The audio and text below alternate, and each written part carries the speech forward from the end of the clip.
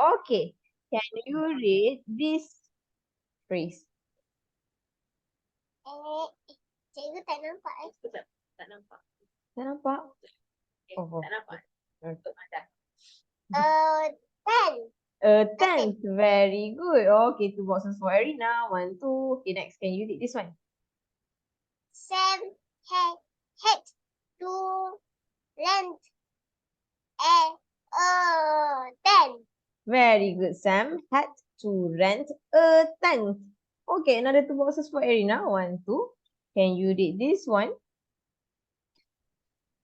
At the camp, Sam and Dad put up the tent. Okay, how do we read this word? Put. Put. Okay, at the camp, Sam and Dad put up the tent. Good job. Another 2 boxes. 1, 2. Okay, next one. Get the lamp. Dad. Get the lamp. Dad. Another 2 boxes for Eryna. 1, 2. Next, can you read this one? Sam sent Dad to get the lamp.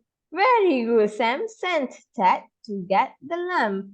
Another 2 boxes. 1, 2. Alright. You finished the race. You passed the finish